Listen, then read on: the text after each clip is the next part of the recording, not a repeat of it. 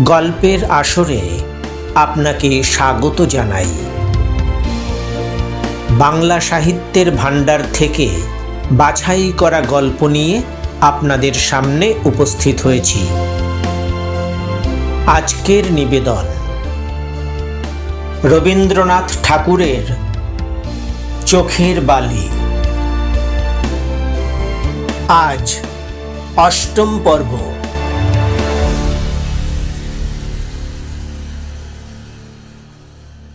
পরদিন ঘুম ভাঙিয়া বিছানা হইতে উঠিবা মাত্রই একটি মধুর আবেগে মহেন্দ্রের হৃদয় পূর্ণ হইয়া গেল। প্রভাতের সূর্যালোক যেন তাহার সমস্ত ভাবনায় বাসনায় সোনা মাখাইয়া দিল। কি সুন্দর পৃথিবী, কি মধুময় আকাশ! বাতাস যেন পুষ্প রেণুর মতো সমস্ত মনকে উড়াইয়া লইয়া যাইতেছে। সকালবেলায় বৈষ্ণব ভিক্ষুক খোল করতাল বাজাইয়া গান জুড়িয়া দিয়াছিল। দরোয়ান তাড়াইয়া দিতে উদ্যত হইলে মহেন্দ্র দরোয়ানকে ভর্ৎসনা করিয়া তখনই তাহাদিগকে একটা ডাকা দিয়া ফেলিল। বেহারা কেরোসিনের ল্যাম্প লইয়া যাইবার সময় অসাবধানে ফেলিয়া দিয়া চুরমার করিল। মহেন্দ্রের মুখের দিকে তাকাইয়া ভয়ে তাহার প্রাণ শুকাইয়া গেল। মহেন্দ্র তিরস্কার মাত্র না করিয়া প্রসন্ন মুখে কহিল, ওরে, ওখানটা ভালো করিয়া ঝাড় দিয়া ফেলিস, যেন কাহারও পায়ে কাঁচ না ফোটে। আজ কোনো ক্ষতিকেই ক্ষতি বলিয়া মনে হইল না। প্রেম এতদিন নেপথ্যের আড়ালে লুকাইয়া বসিয়াছিল, আজ সে সম্মুখে আসিয়া পর্দা উঠাইয়া দিয়াছে। জগৎ সংসারের উপর হইতে আবরণ উঠিয়া গেছে। প্রতিদিনের পৃথিবীর সমস্ত তুচ্ছতা আজ অন্তর্হিত হইল। গাছপালা, পশুপক্ষী, পথের জনতা, নগরের কোলাহল সকলই আজ অপরূপ। এই বিশ্বব্যাপী নূতনতা এতকাল ছিল কোথায়?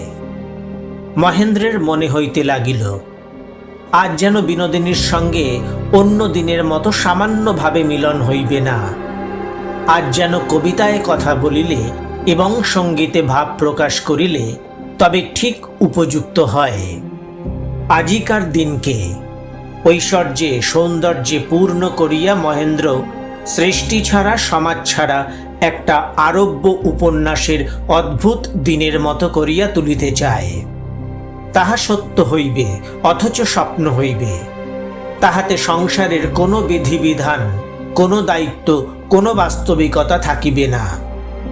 আজ সকাল হইতে মহেন্দ্র চঞ্চল হইয়া বেড়াইতে লাগিল। কালেজে যাইতে পারিল না, কারণ মিলনের লগ্নটি কখন অকস্মাৎ আবির্ভূত হইবে তাহা তো কোনো পঞ্জিকায় লেখে না। গৃহকার্যরত বিনোদিনীর কণ্ঠস্বর মাঝে মাঝে ভাঁড়ার হইতে, রান্নাঘর হইতে মহেন্দ্রের কানে আসিয়া পৌঁছিতে লাগিল। আজ তাহা মহেন্দ্রের ভালো লাগিল না।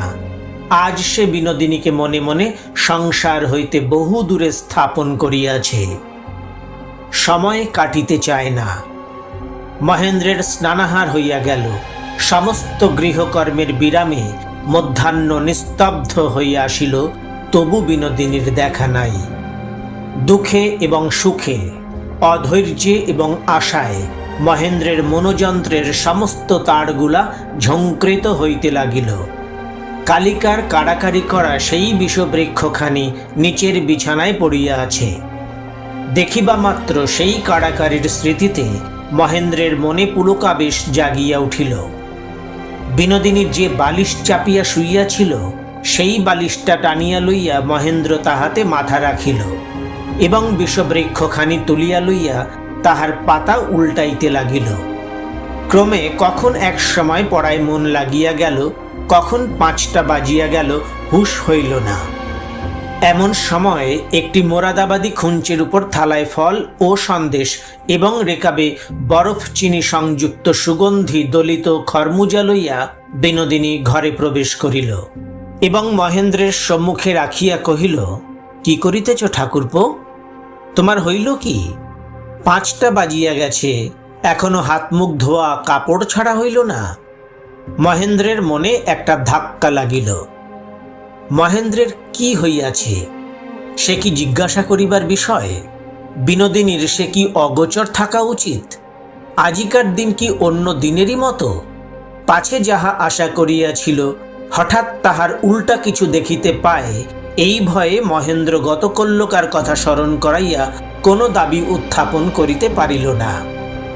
মহেন্দ্র খাইতে বসিল। বিনোদিনী ছাদে বিছানো রৌদ্রে দেওয়া মহেন্দ্রের কাপড়গুলি দ্রুতপদে ঘরে বহিয়া আনিয়া নিপুণ হস্তে ভাঁজ করিয়া কাপড়ের আলমারির মধ্যে তুলিতে লাগিল। মহেন্দ্র কহিল, একটু রোসো, আমি খাইয়া উঠিয়া তোমার সাহায্য করিতেছি। বিনোদিনী জোড় হাত করিয়া কহিল, দোহাই তোমার, আর যা করো সাহায্য করিও না। মহেন্দ্র খাইয়া উঠিয়া কহিল, বটে, আমাকে অকর্মণ্য ঠাউরাইয়াছ? আচ্ছা, আজ আমার পরীক্ষা হোক, বলিয়া কাপড় ভাঁজ করিবার বৃথা চেষ্টা করিতে লাগিল। বিনোদিনী মহেন্দ্রের হাত হইতে কাপড় কাড়িয়া লইয়া কহিল, ওগো মশায়, তুমি রাখো, আমার কাজ বাড়াইও না। মহেন্দ্র কহিল, তবে তুমি কাজ করিয়া যাও, আমি দেখিয়া শিক্ষা লাভ করি, বলিয়া আলমারির সম্মুখে বিনোদিনীর কাছে আসিয়া মাটিতে আসন করিয়া বসিল। বিনোদিনী কাপড় ঝাড়িবার ছলে একবার করিয়া মহেন্দ্রের পিঠের উপর আছড়াইয়া কাপড়গুলি পরিপাটিপূর্বক ভাঁজ করিয়া আলমারিতে তুলিতে লাগিল। আজিকার মিলন এমনি করিয়া আরম্ভ হইল।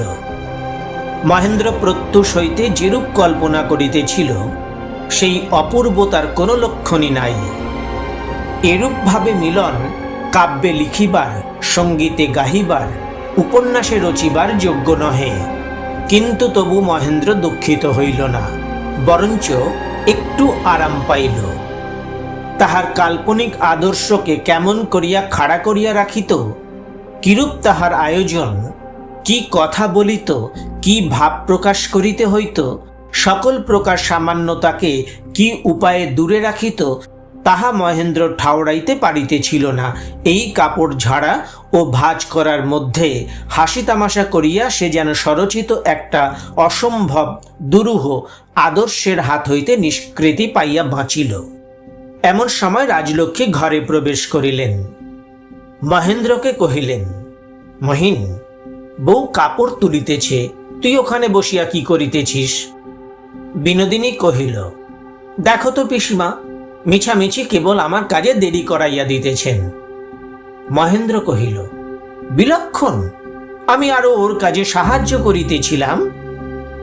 রাজলক্ষ্মী কহিলেন, আমার কপাল, তুই আবার সাহায্য করিবি?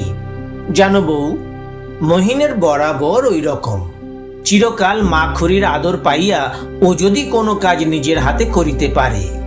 এই বলিয়া মাতা পরম স্নেহে কর্মে অপটু মহেন্দ্রের প্রতি নেত্রপাত করিলেন।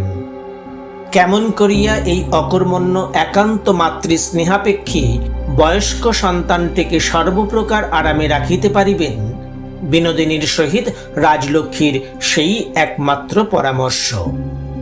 এই পুত্র সেবা ব্যাপারে বিনোদিনীর প্রতি নির্ভর করিয়া তিনি নিতান্ত নিশ্চিন্ত, পরম সুখী।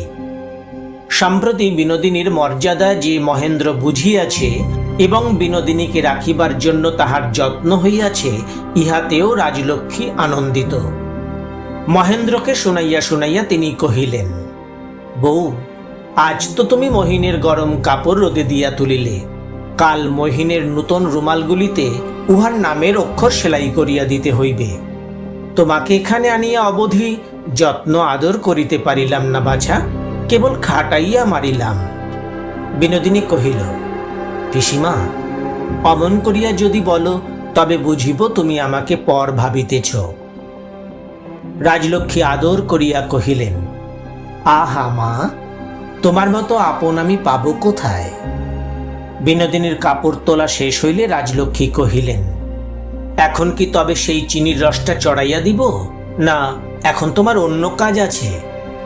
বিনোদিনী কহিল, না পিসিমা, অন্য কাজ আর কই, চলো মিঠাইগুলি তৈরি করিয়া আসি গে। মহেন্দ্র কহিল, মা, এই অনুতাপ করিতেছিলে উহাকে খাটাইয়া মারিতেছ, আবার এখনই কাজে টানিয়া লইয়া চলিলে? রাজলক্ষ্মী বিনোদিনীর চিবুক স্পর্শ করিয়া কহিলেন, আমাদের লক্ষ্মী মেয়ে যে কাজ করিতেই ভালোবাসে। মহেন্দ্র কহিল, আজ সন্ধ্যাবেলায় আমার হাতে কোনো কাজ নাই, ভাবিয়াছিলাম বালিকে লইয়া একটা বই পড়িব। বিনোদিনী কহিল, পিসিমা, বেশ তো, আজ সন্ধ্যাবেলা আমরা দুজনেই ঠাকুরপোর বই পড়া শুনিতে আসিব, কি বলো? রাজলক্ষ্মী ভাবিলেন, মহিন আমার নিতান্ত একলা পড়িয়াছে, এখন সকলে মিলিয়া তাহাকে ভুলাইয়া রাখা আবশ্যক। কহিলেন, তা বেশ তো, মহিনের খাবার তৈরি শেষ করিয়া আমরা আজ সন্ধ্যাবেলা পড়া শুনিতে আসিব, কি বলিস মহিন? বিনোদিনী মহেন্দ্রের মুখের দিকে কটাক্ষপাত করিয়া একবার দেখিয়া লইল। মহেন্দ্র কহিল, আচ্ছা, কিন্তু তাহার আর উৎসাহ রহিল না। বিনোদিনী রাজলক্ষ্মীর সঙ্গে সঙ্গেই বাহির হইয়া গেল। মহেন্দ্র রাগ করিয়া ভাবিল, আমিও আজ বাহির হইয়া যাইব, দেরি করিয়া বাড়ি ফিরিব বলিয়া তখনই বাহিরে যাইবার কাপড় পরিল, কিন্তু সংকল্প কাজে পরিণত হইল না। মহেন্দ্র অনেকক্ষণ ধরিয়া ছাদে পায়চারি করিয়া বেড়াইল, সিঁড়ির দিকে অনেকবার চাহিল, শেষে ঘরের মধ্যে আসিয়া বসিয়া পড়িল। বিরক্ত হইয়া মনে মনে কহিল, আমি আজ মিঠাই স্পর্শ না করিয়া মাকে জানাইয়া দিব। এত দীর্ঘকাল ধরিয়া চিনির রস জাল দিলে তাহাতে মিষ্টত্ব থাকে না। আজ আহারের সময় বিনোদিনী রাজলক্ষ্মীকে সঙ্গে করিয়া আনিল। রাজলক্ষ্মী তাহার হাঁপানির ভয়ে প্রায় উপরে উঠিতে চান না। বিনোদিনী তাহাকে অনুরোধ করিয়াই সঙ্গে আনিয়াছে। মহেন্দ্র অত্যন্ত গম্ভীর মুখে খাইতে বসিল। বিনোদিনী কহিল, ও কি ঠাকুরপো, আজ তুমি কিছুই খাইতেছ না যে? রাজলক্ষ্মী ব্যস্ত হইয়া জিজ্ঞাসা করিলেন, কিছু অসুখ করে নাই তো? বিনোদিনী কহিল, এত করিয়া মিঠাই করিলাম, কিছু মুখে দিতেই হইবে, ভালো হয়নি বুঝি? তবে থাক, না না, অনুরোধে পড়িয়া জোর করিয়া খাওয়া কিছু নয়, না না, কাজ নাই।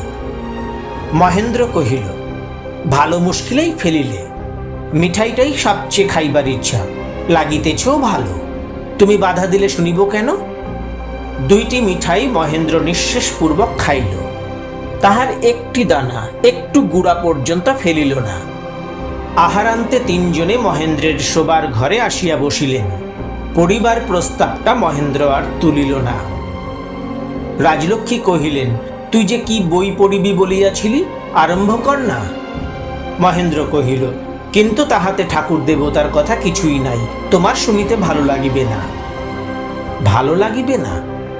যেমন করিয়া হোক ভালো লাগিবার জন্য রাজলক্ষ্মী কৃত সংকল্প। মহেন্দ্র যদি তুর্কি ভাষায়ও পড়ে, তাহার ভালো লাগিতেই হইবে। আহা, বেচারা মহিন, বউ কাশি গেছে, একলা পড়িয়া আছে, তাহার যা ভালো লাগিবে, মাতার তাহা ভালো না লাগিলে চলিবে কেন? বিনোদিনী কহিল, এক কাজ করো না ঠাকুরপো, পিসিমার ঘরে বাংলা শান্তি শতক আছে, অন্য বই রাখিয়া আজ সেইটে পড়িয়া শোনাও না, পিসিমারও ভালো লাগিবে, সন্ধ্যাটাও কাটিবে ভালো। মহেন্দ্র নিতান্ত করুণভাবে একবার বিনোদিনীর মুখের দিকে চাহিল। এমন সময় ঝি আসিয়া খবর দিল, মা, কায়েত ঠাকরুন আসিয়া তোমার ঘরে বসিয়া আছেন। কায়েত ঠাকরুন রাজলক্ষ্মীর অন্তরঙ্গ বন্ধু। সন্ধ্যার পর তাহার সঙ্গে গল্প করিবার প্রলোভন সংবরণ করা রাজলক্ষ্মীর পক্ষে দুঃসাধ্য। তবু ঝিকে বলিলেন, কায়েত ঠাকরুনকে বল, আজ মহিনের ঘরে আমার একটু কাজ আছে, কাল তিনি যেন অবশ্য অবশ্য করিয়া আসেন। মহেন্দ্র তাড়াতাড়ি কহিল, কেন মা, তুমি তার সঙ্গে দেখা করিয়াই এসো না। বিনোদিনী কহিল, কাজ কি পিসিমা, তুমি এখানে থাকো, আমি বরঞ্চ কায়েত ঠাকরুনের কাছে গিয়া বসি গিয়ে। রাজলক্ষ্মী প্রলোভন সংবরণ করিতে না পারিয়া কহিলেন, বউ, তুমি ততক্ষণ এখানে বসো, দেখি যদি কায়েত ঠাকরুনকে বিদায় করিয়া আসিতে পারি। তোমরা পড়া আরম্ভ করিয়া দাও, আমার জন্য অপেক্ষা করিও না। রাজলক্ষ্মী ঘরের বাহির হইবা মাত্র মহেন্দ্র আর থাকিতে পারিল না, বলিয়া উঠিল, কেন তুমি আমাকে ইচ্ছা করিয়া এমন করিয়া মিছিমিছি পীড়ন করো? বিনোদিনী যেন আশ্চর্য হইয়া কহিল, সে কি ভাই, আমি তোমাকে পীড়ন কি করিলাম? তবে কি তোমার ঘরে আসা আমার দোষ হইয়াছে? কাজ নাই, আমি যাই বলিয়া বিমর্ষ মুখে উঠিবার উপক্রম করিল। মহেন্দ্র তাহার হাত ধরিয়া ফেলিল। অমনি করিয়াই তো তুমি আমাকে দগ্ধ করো। বিনোদিনী কহিল, ইস, আমার যে এত তেজ তাহা তো আমি জানিতাম না। তোমারও তো প্রাণ কঠিন কম নয়, অনেক সহ্য করিতে পারো, খুব যে ঝলসিয়া পড়িয়া গেছ, চেহারা দেখিয়া তাহা কিছু বুঝিবার জো নাই। মহেন্দ্র কহিল, চেহারায় কি বুঝিবে? বলিয়া বিনোদিনীর হাত বলপূর্বক লইয়া নিজের বুকের উপর চাপিয়া ধরিল। বিনোদিনী উহ বলিয়া চিৎকার করিয়া উঠিতেই মহেন্দ্র তাড়াতাড়ি হাত ছাড়িয়া দিয়া কহিল, লাগিল কি? দেখিল কাল বিনোদিনীর হাতের যেখানটা কাটিয়া গিয়াছিল সেইখান দিয়া আবার রক্ত পড়িতে লাগিল। মহেন্দ্র অনুতপ্ত হইয়া কহিল, আমি ভুলিয়া গিয়াছিলাম, ভারী অন্যায় করিয়াছি। আজ কিন্তু এখনই তোমার ও জায়গাটা বাঁধিয়া ওষুধ লাগাইয়া দিব, কিছুতেই ছাড়িব না। বিনোদিনী কহিল, না, ও কিছুই না, আমি ওষুধ দিব না। মহেন্দ্র কহিল, কেন দিবে না? বিনোদিনী কহিল, কেন আবার কি? তোমার আর ডাক্তারি করিতে হইবে না, ও যেমন আছে থাক। মহেন্দ্র মুহূর্তের মধ্যে গম্ভীর হইয়া গেল, মনে মনে কহিল, কিছুই বুঝিবার জো নাই, স্ত্রীলোকের মন। বিনোদিনী উঠিল। অভিমানিনী মহেন্দ্র বাধা না দিয়া কহিল, কোথায় যাইতেছ? বিনোদিনী কহিল, কাজ আছে, বলিয়া ধীর পদে চলিয়া গেল। মিনিট খানেক বসিয়াই মহেন্দ্র বিনোদিনীকে ফিরাইয়া আনিবার জন্য দ্রুত উঠিয়া পড়িল। সিঁড়ির কাছ পর্যন্ত গিয়াই ফিরিয়া আসিয়া একলা ছাদে বেড়াইতে লাগিল। বিনোদিনী অহরহ আকর্ষণ করে, অথচ বিনোদিনী এক মুহূর্ত কাছে আসিতেও দেয় না। অন্যে তাহাকে জানিতে পারে না, এ গর্ব মহেন্দ্রের ছিল, তাহা সে সম্প্রতি বিসর্জন দিয়াছে। কিন্তু চেষ্টা করিলেই অন্যকে সে জানিতে পারে, এ গর্বটুকুও কি রাখিতে পারিবে না? আজ সে হার মানিল, অথচ হার মানাইতে পারিল না। হৃদয় ক্ষেত্রে মহেন্দ্রের মাথা বড় উচ্চেই ছিল, সে কাহাকেও আপনার সমকক্ষ বলিয়া জানিত না।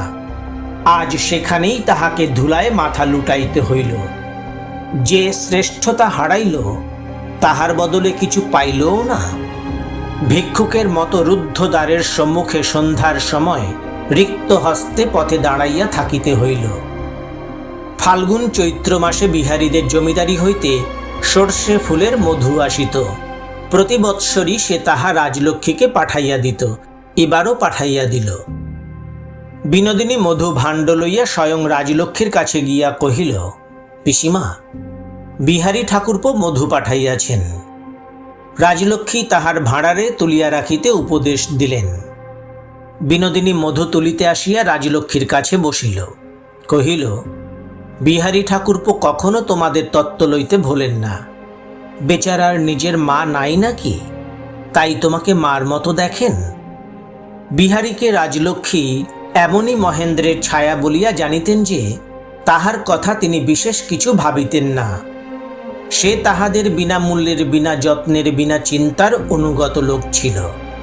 বিনোদিনী যখন রাজলক্ষ্মীকে মাতৃহীন বিহারীর মাতৃস্থানীয়া বলিয়া উল্লেখ করিল, তখন রাজলক্ষ্মীর মাতৃহৃদয় অকস্মাৎ স্পর্শ করিল। হঠাৎ মনে হইল, তা বটে, বিহারীর মা নাই এবং আমাকেই সে মার মতো দেখে। মনে পড়িল, রোগে তাপে সংকটে বিহারী বরাবর বিনা আহ্বানে, বিনা আড়ম্বরে তাহাকে নিঃশব্দ নিষ্ঠার সহিত সেবা করিয়াছে। রাজলক্ষ্মী তাহা নিঃশ্বাস প্রশ্বাসের মতো সহজে গ্রহণ করিয়াছেন এবং সেজন্য কাহারও কাছে কৃতজ্ঞ হওয়ার কথা তাহার মনেও উদয় হয় নাই। কিন্তু বিহারীর খোঁজ খবর কে রাখিয়াছে? যখন অন্নপূর্ণা ছিলেন তিনি রাখিতেন বটে। রাজলক্ষ্মী ভাবিতেন, বিহারীকে বসে রাখিবার জন্য অন্নপূর্ণা স্নেহের আড়ম্বর করিতেছেন।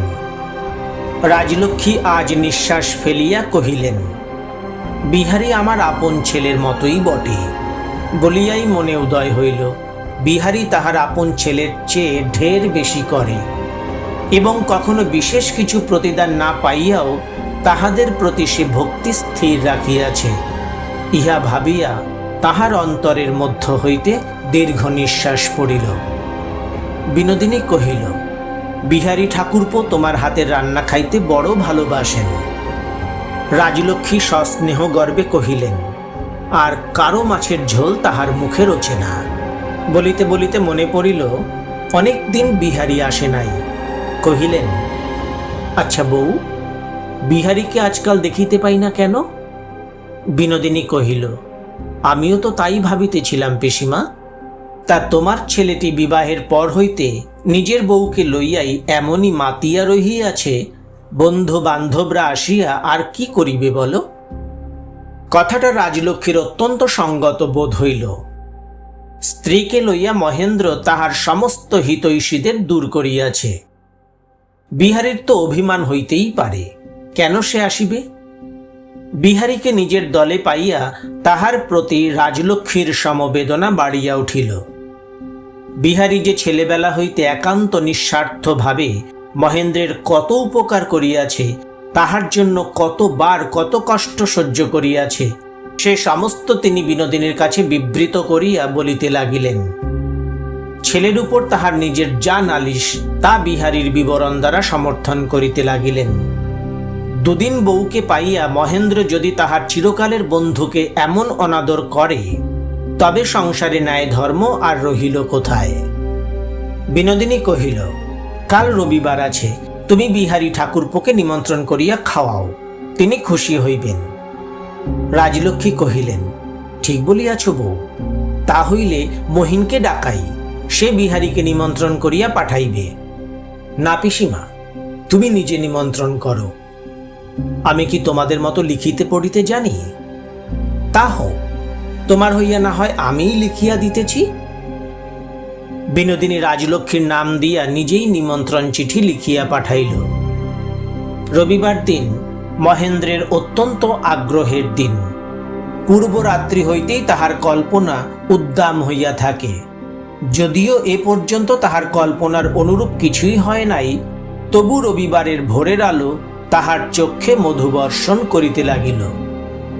জাগ্রত নগরীর সমস্ত কোলাহল তাহার কানে অপরূপ সঙ্গীতের মতো আসিয়া প্রবেশ করিল। কিন্তু ব্যাপারখানা কি? মার আজ কোনো ব্রত আছে নাকি? অন্য দিনের মতো বিনোদিনীর প্রতি গৃহকর্মের ভার দিয়া তিনি তো বিশ্রাম করিতেছেন না, আজ তিনি নিজেই ব্যস্ত হইয়া বেড়াইতেছেন। এই হাঙ্গামে 10টা বাজিয়া গেল। ইতিমধ্যে মহেন্দ্র কোনো ছুতায় বিনোদিনীর সঙ্গে এক মুহূর্ত বিরলে দেখা করিতে পারিল না। বই পড়িতে চেষ্টা করিল, পড়ায় কিছুতেই মন বসিল না। খবরের কাগজের একটা অনাবশ্যক বিজ্ঞাপনে 15 মিনিট দৃষ্টি আবদ্ধ হইয়া রহিল, আর থাকিতে পারিল না। নিচে গিয়া দেখিল মা তাহার ঘরের বারান্দায় একটা তোলা উনানে রাঁধিতেছেন এবং বিনোদিনী কটিদেশে দৃঢ় করিয়া আঁচল জড়াইয়া যোগান দিতে ব্যস্ত। মহেন্দ্র জিজ্ঞাসা করিল, আজ তোমাদের ব্যাপারটা কি, এত ধুমধাম যে? রাজলক্ষ্মী কহিলেন, বউ তোমাকে বলে নাই আজ যে বিহারীকে নিমন্ত্রণ করিয়াছি? বিহারীকে নিমন্ত্রণ? মহেন্দ্রের সর্বশরীর জ্বলিয়া উঠিল। তৎক্ষণাৎ কহিল, কিন্তু মা, আমি তো থাকিতে পারিব না। কেন? আমার যে আজ বাহিরে যাইতে হইবে। খাওয়া দাওয়া করিয়া যাস, বেশি দেরি হইবে না। আমার যে বাহিরে নিমন্ত্রণ আছে। বিনোদিনী মুহূর্তের জন্য মহেন্দ্রের মুখে কটাক্ষপাত করিয়া কহিল, যদি নিমন্ত্রণ থাকে তা হইলে উনি যান না পিসিমা, না হয় আজ বিহারী ঠাকুরপো একলাই খাইবেন। কিন্তু নিজের হাতের যত্নের রান্না মহিনকে খাওয়াইতে পারিবেন না, ইহা রাজলক্ষ্মীর সহিবে কেন? তিনি যতই পীড়াপিড়ি করিতে লাগিলেন, মহিন ততই বাঁকিয়া দাঁড়াইল। অত্যন্ত জরুরি নিমন্ত্রণ, কিছুতেই কাটাইবার জো নাই। বিহারীকে নিমন্ত্রণ করিবার পূর্বে আমার সহিত পরামর্শ করা উচিত ছিল, ইত্যাদি। রাগ করিয়া মহেন্দ্র এইরূপে মাকে শাস্তি দিবার ব্যবস্থা করিল। রাজলক্ষ্মীর সমস্ত উৎসাহ চলিয়া গেল। তাহার ইচ্ছা হইল রান্না ফেলিয়া তিনি চলিয়া যান। বিনোদিনী কহিল, পিসিমা, তুমি কিছু ভাবিও না। ঠাকুরপো মুখে আস্ফালন করিতেছেন, কিন্তু আজ উহার বাহিরে নিমন্ত্রণে যাওয়া হইতেছে না। রাজলক্ষ্মী মাথা নাড়িয়া কহিলেন, না বাছা, তুমি মহিনকে জানো না। ও যা একবার ধরে তা কিছুতেই ছাড়ে না। কিন্তু বিনোদিনী মহেন্দ্রকে রাজলক্ষ্মীর চেয়ে কম জানে না, তাহাই প্রমাণ হইল। মহেন্দ্র বুঝিয়াছিল বিহারীকে বিনোদিনী নিমন্ত্রণ করাইয়াছে। ইহাতে তাহার হৃদয় ঈর্ষায় যতই পীড়িত হইতে লাগিল, ততই তাহার পক্ষে দূরে যাওয়া কঠিন হইল। বিহারী কি করে, বিনোদিনী কি করে, তাহা না দেখিয়া সে বাঁচিবে কি করিয়া? দেখিয়া জ্বলিতে হইবে, কিন্তু দেখাও চাই। বিহারী আজ অনেক দিন পরে নিমন্ত্রিত আত্মীয়ভাবে মহেন্দ্রের অন্তঃপুরে প্রবেশ করিল। বাল্যকাল হইতে যে ঘর তাহার পরিচিত এবং যেখানে সে ঘরের ছেলের মতো অবারিতভাবে প্রবেশ করিয়া দৌরাত্ম্য করিয়াছে, তাহার দ্বারের কাছে আসিয়া মুহূর্তের জন্য সে থমকিয়া দাঁড়াইল।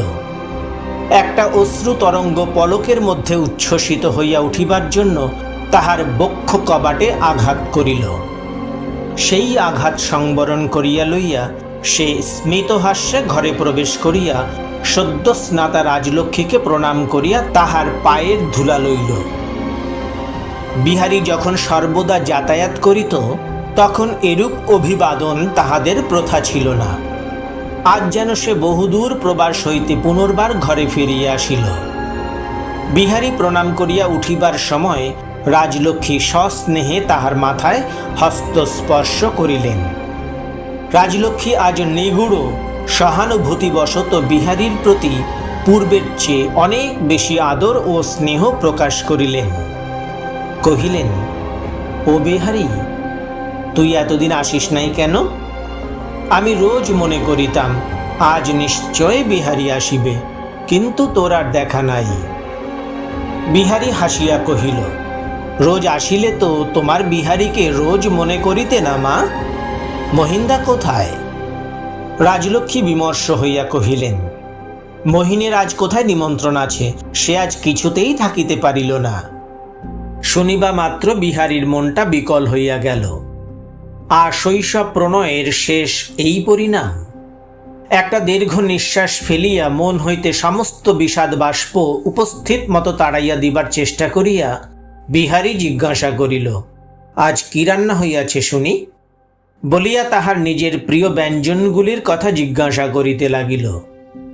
রাজলক্ষ্মীর রন্ধনের দিন বিহারী কিছু অতিরিক্ত আড়ম্বর করিয়া নিজেকে লুব্ধ বলিয়া পরিচয় দিত। আহার লোলুপতা দেখাইয়া বিহারী মাতৃহৃদয়শালিনী রাজলক্ষ্মীর স্নেহ কাড়িয়া লইত। আজও তাহার স্বরচিত ব্যঞ্জন সম্বন্ধে বিহারীর অতিমাত্রায় কৌতূহল দেখিয়া রাজলক্ষ্মী হাসিতে হাসিতে তাহার লোভাতুর অতিথিকে আশ্বাস দিলেন। এমন সময় মহেন্দ্র আসিয়া বিহারীকে শুষ্ক স্বরে দস্তুর মতো জিজ্ঞাসা করিল, কি বিহারী, কেমন আছো? রাজলক্ষ্মী কহিলেন, কই মহিন, তুই তোর নিমন্ত্রণে গেলি না? মহেন্দ্র লজ্জা ঢাকিতে চেষ্টা করিয়া কহিল, না, সেটা কাটাইয়া দেওয়া গেছে। স্নান করিয়া আসিয়া বিনোদিনী যখন দেখা দিল, তখন বিহারী প্রথমটা কিছুই বলিতে পারিল না। বিনোদিনী ও মহেন্দ্রের যে দৃশ্য সে দেখিয়াছিল, তাহা তাহার মনে মুদ্রিত ছিল। বিনোদিনী বিহারীর অনতি দূরে আসিয়া মৃদুস্বরে কহিল, কি ঠাকুরপো, একেবারে চিনিতেই পারো না নাকি? বিহারী কহিল, সকলকেই কি চেনা যায়? বিনোদিনী কহিল, একটু বিবেচনা থাকিলেই যায়। বলিয়া খবর দিল, পিসিমা, খাবার প্রস্তুত হইয়াছে। মহেন্দ্র বিহারী খাইতে বসিল। রাজলক্ষ্মী অদূরে বসিয়া দেখিতে লাগিলেন এবং বিনোদিনী পরিবেশন করিতে লাগিল। মহেন্দ্রের খাওয়ার মনোযোগ ছিল না, সে কেবল পরিবেশনে পক্ষপাত লক্ষ্য করিতে লাগিল। মহেন্দ্রের মনে হইল বিহারীকে পরিবেশন করিয়া বিনোদিনী যেন একটা বিশেষ সুখ পাইতেছে। বিহারীর পাতেই যে বিশেষ করিয়া মাছের মুড়া ও দধির স্বর পড়িল, তাহার উত্তম কৈফিয়ত ছিল মহেন্দ্র ঘরের ছেলে, বিহারী নিমন্ত্রিত। কিন্তু মুখ ফুটিয়া নালিশ করিবার ভালো হেতুবাদ ছিল না বলিয়াই মহেন্দ্র আরো বেশি করিয়া জ্বলিতে লাগিল। অসময়ে বিশেষ সন্ধানে তপসী মাছ পাওয়া গিয়াছিল। তাহার মধ্যে একটি ডিমওয়ালা ছিল। সেই মাছটি বিনোদিনী বিহারীর পাতে দিতে গেলে বিহারী কহিল, না না না না, মহিন্দাকে দাও, মহিন্দা ভালোবাসে। মহেন্দ্র তীব্র অভিমানে বলিয়া উঠিল, না না, আমি চাই না। শুনিয়া বিনোদিনী দ্বিতীয়বার অনুরোধ মাত্র না করিয়া সে মাছ বিহারীর পাতে ফেলিয়া দিল। আহারান্তে দুই বন্ধু উঠিয়া ঘরের বাহিরে আসিলে বিনোদিনী তাড়াতাড়ি আসিয়া কহিল, বিহারী ঠাকুরপো, এখনই যাইও না, উপরের ঘরে একটু বসিবে চলো। বিহারী কহিল, তুমি খাইতে যাইবে না? বিনোদিনী কহিল, না, আজ একাদশী। নিষ্ঠুর বিদ্রুপের একটা সূক্ষ্ম হাস্যরেখা বিহারীর ওষ্ঠ প্রান্তে দেখা দিল। তাহার অর্থ এই যে একাদশী করাও আছে, অনুষ্ঠানের ত্রুটি নাই। সেই হাস্যের আভাসটুকু বিনোদিনীর দৃষ্টি এড়ায় নাই। তবু সে যেমন তাহার হাতের কাটা ঘা সহ্য করিয়াছিল, তেমনি করিয়া ইহাও সহ্য করিল। নিতান্ত মিনতির স্বরে কহিল, আমার মাথা খাও, একবার বসিবে চলো। মহেন্দ্র হঠাৎ অসঙ্গতভাবে উত্তেজিত হইয়া বলিয়া উঠিল, তোমাদের কিছুই তো বিবেচনা নাই। কাজ থাক, কর্ম থাক, ইচ্ছা থাক বা না থাক, তবু বসিতেই হইবে। এত অধিক আদরের আমি তো কোনো মানে বুঝিতে পারি না। বিনোদিনী উচ্চ হাস্য করিয়া উঠিল, কহিল, বিহারী ঠাকুরপো, শোনো একবার, তোমার মহিন্দার কথা শোনো। আদরের মানে আদর, অভিধানে তাহার আর কোনো দ্বিতীয় মানে লেখে না। যাই বলো ঠাকুরপো, অধিক আদরের মানে শিশুকাল হইতে তুমি যত পরিষ্কার বোঝো, এমন আর কেহ বোঝে না। বিহারী কহিল, মহিন্দা, একটা কথা আছে, একবার শুনিয়া যাও। বলিয়া বিহারী বিনোদিনীকে কোনো বিদায় সম্ভাষণ না করিয়া মহেন্দ্রকে লইয়া বাহিরে গেল। বিনোদিনী বারান্দার রেলিং ধরিয়া চুপ করিয়া দাঁড়াইয়া শূন্য উঠানের শূন্যতার দিকে তাকাইয়া রহিল। বিহারী বাহিরে আসিয়া কহিল, মহিন্দা, আমি জানিতে চাই, এইখানে কি আমাদের বন্ধুত্ব শেষ হইল? মহেন্দ্রের বুকের ভিতর তখন জ্বলিতেছিল। বিনোদিনীর পরিহাস হাস্য বিদ্যুৎ শিখার মতো তাহার মস্তিষ্কের এক প্রান্ত হইতে আরেক প্রান্ত বারংবার ফিরিয়া ফিরিয়া বিঁধিতেছিল। সে কহিল, মিটমাট হইলে তোমার তাহাতে বিশেষ সুবিধা হইতে পারে, কিন্তু আমার কাছে তাহা প্রার্থনীয় বোধ হয় না। আমার সংসারের মধ্যে আমি বাহিরের লোক ঢুকাইতে চাই না। অন্তঃপুরকে আমি অন্তঃপুর রাখিতে চাই। বিহারী কিছু না বলিয়া চলিয়া গেল। ঈর্ষা জর্জর মহেন্দ্র একবার প্রতিজ্ঞা করিল, বিনোদিনীর সঙ্গে দেখা করিব না। তাহার পরে বিনোদিনীর সহিত সাক্ষাতের প্রত্যাশায় ঘরে বাহিরে উপরে নিচে ছটফট করিয়া বেড়াইতে লাগিল। আশা একদিন অন্নপূর্ণাকে জিজ্ঞাসা করিল, আচ্ছা মাসিমা, মেসোমশাইকে তোমার মনে পড়ে? অন্নপূর্ণা কহিলেন, আমি 11 বৎসর বয়সে বিধবা হইয়াছি, স্বামীর মূর্তি ছায়ার মতো মনে হয়। আশা জিজ্ঞাসা করিল, মাসি, তবে তুমি কাহার কথা ভাবো? অন্নপূর্ণা ঈষৎ হাসিয়া কহিলেন, আমার স্বামী এখন যাহার মধ্যে আছেন সেই ভগবানের কথা ভাবি। আশা কহিল, তাহাতে তুমি সুখ পাও? অন্নপূর্ণা সস্নেহে আশার মাথায় হাত বুলাইয়া কহিলেন, আমার সে মনের কথা তুই কি বুঝবি বাছা? সে আমার মন জানে, আর যার কথা ভাবি তিনিই জানেন।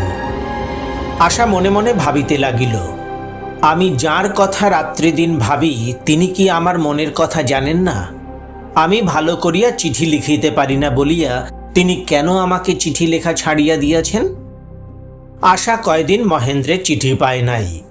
নিঃশ্বাস ফেলিয়া মনে মনে সে ভাবিল, চোখের বালি যদি হাতের কাছে থাকিত, সে আমার মনের কথা ঠিক মতো করিয়া লিখিয়া দিতে পারিত।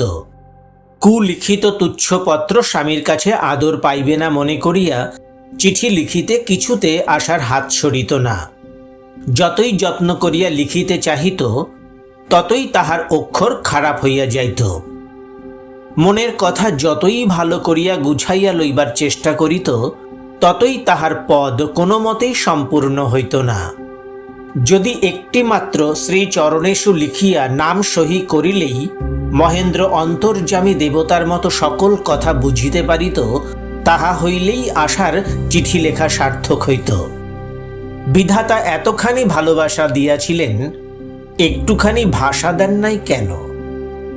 মন্দিরে সন্ধ্যারতির পরে গৃহে ফিরিয়া আসিয়া আশা অন্নপূর্ণার পায়ের কাছে বসিয়া আস্তে আস্তে তাহার পায়ে হাত বুলাইয়া দিতে লাগিল। অনেকক্ষণ নিঃশব্দের পর বলিল, মাসি, তুমি যে বলো স্বামীকে দেবতার মতো করিয়া সেবা করা স্ত্রীর ধর্ম, কিন্তু যে স্ত্রী মূর্খ, যাহার বুদ্ধি নাই, কেমন করিয়া স্বামীর সেবা করিতে হয় যে জানে না, সে কি করিবে? অন্নপূর্ণা কিছুক্ষণ আশার মুখের দিকে চাহিয়া রহিলেন। একটা চাপা দীর্ঘ নিঃশ্বাস ফেলিয়া কহিলেন, বাছা, আমিও তো মূর্খ, তবুও তো ভগবানের সেবা করিয়া থাকি। আশা কহিল, তিনি তো তোমার মন জানেন, তাই খুশি হন। কিন্তু মনে করো, স্বামী যদি মূর্খের সেবায় খুশি না হন? অন্নপূর্ণা কহিলেন, সকলকে খুশি করিবার শক্তি সকলের থাকে না বাছা। স্ত্রী যদি আন্তরিক শ্রদ্ধা ভক্তি যত্নের সঙ্গে স্বামীর সেবা ও সংসারের কাজ করে, তবে স্বামী তাহা তুচ্ছ করিয়া ফেলিয়া দিলেও স্বয়ং জগদীশ্বর তাহা কুড়াইয়া লন। আশা নিরুত্তরে চুপ করিয়া রহিল। মাসির এই কথা হইতে সান্ত্বনা গ্রহণের অনেক চেষ্টা করিল, কিন্তু স্বামী যাহাকে তুচ্ছ করিয়া ফেলিয়া দিবেন, জগদীশ্বরও যে তাহাকে সার্থকতা দিতে পারিবেন, এ কথা কিছুতেই তাহার মনে হইল না। সে নত মুখে বসিয়া তাহার মাসির পায়ে হাত বুলাইয়া দিতে লাগিল। অন্নপূর্ণা তখন আশার হাত ধরিয়া তাহাকে আরো কাছে টানিয়া লইলেন, তাহার মস্তক চুম্বন করিলেন, রুদ্ধ কণ্ঠকে দৃঢ় চেষ্টায় বাধামুক্ত করিয়া কহিলেন, চুনি, দুঃখে কষ্টে যে শিক্ষা লাভ হয়, শুধু কানে শুনিয়া তাহা পাইবি না। তোর এই মাসিও একদিন তোর বয়সে তোরই মতো সংসারের সঙ্গে মস্ত করিয়া দেনা পাওনার সম্পর্ক পাতিয়া বসিয়াছিল। তখন আমিও তোরই মতো মনে করিতাম, যাহার সেবা করিব তাহার সন্তোষ না জন্মিবে কেন? যাহার পূজা করিব তাহার প্রসাদ না পাইব কেন? যাহার ভালোর চেষ্টা করিব সে আমার চেষ্টাকে ভালো বলিয়া না বুঝিবে কেন? পদে পদে দেখিলাম সেরূপ হয় না। অবশেষে একদিন অসহ্য হইয়া মনে হইল, পৃথিবীতে আমার সমস্তই ব্যর্থ হইয়াছে। সেই দিনই সংসার ত্যাগ করিয়া আসিলাম। আজ দেখিতেছি আমার কিছুই নিষ্ফল হয় নাই। ওরে বাছা, যার সঙ্গে আসল দেনা পাওনার সম্পর্ক, যিনি এই সংসার হাটের মূল মহাজন, তিনিই আমার সমস্তই লইতেছিলেন। হৃদয়ে বসিয়া আজ সে কথা স্বীকার করিয়াছেন। তখন যদি জানিতাম, যদি তাঁর কর্ম বলিয়া সংসারের কর্ম করিতাম, তাকে দিলাম বলিয়াই সংসারকে হৃদয় দিতাম, তা হইলে কে আমাকে দুঃখ দিতে পারিত? আশা বিছানায় শুইয়া শুইয়া অনেক রাত্রি পর্যন্ত অনেক কথা ভাবিল, তবু ভালো করিয়া কিছুই বুঝিতে পারিল না। কিন্তু পুণ্যবতী মাসির প্রতি তাহার অসীম ভক্তি ছিল। সেই মাসির কথা সম্পূর্ণ না বুঝিলেও এক প্রকার শিরোধার্য করিয়া লইল। মাসি সকল সংসারের উপরে যাহাকে হৃদয়ে স্থান দিয়াছেন, তাহার উদ্দেশ্যে অন্ধকারে বিছানায় উঠিয়া বসিয়া গড় করিয়া প্রণাম করিল। বলিল, আমি বালিকা, তোমাকে জানি না। আমি কেবল আমার স্বামীকে জানি, সেজন্য অপরাধ লইও না। আমার স্বামীকে আমি যে পূজা দিই, ভগবান তুমি তাহাকে তাহা গ্রহণ করিতে বলিও। তিনি যদি তাহা পায়ে ঠেলিয়া দেন, তবে আর বাঁচিব না। আমি আমার মাসিমার মতো পুণ্যবতী নই, তোমাকে আশ্রয় করিয়া আমি রক্ষা পাইব না। এই বলিয়া আশা বারবার বিছানার উপর গড় করিয়া প্রণাম করিল। আশার জ্যাঠামশায়ের ফিরিবার সময় হইল। বিদায়ের পূর্ব সন্ধ্যায় অন্নপূর্ণা আশাকে আপনার কোলে বসাইয়া কহিলেন, চুনি, মা আমার, সংসারের শোক দুঃখ অমঙ্গল হইতে তোকে সর্বদা রক্ষা করিবার শক্তি আমার নাই।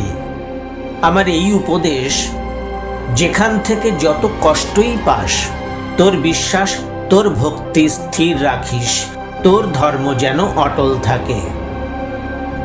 আশা তাহার পায়ের ধুলা লইয়া কহিল, আশীর্বাদ করো মাসিমা, তাই হইবে।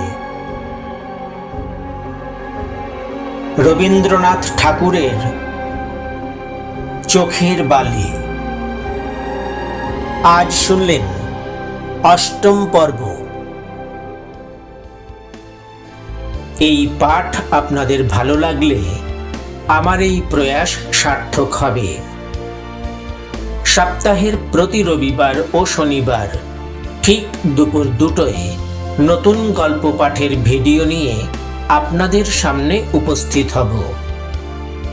আমার এই ইউটিউব চ্যানেলটিকে সাবস্ক্রাইব করার, মন্তব্য লেখার এবং নতুন ভিডিওর নোটিফিকেশন পেতে বেল আইকনটি প্রেস করার আন্তরিক অনুরোধ জানাই।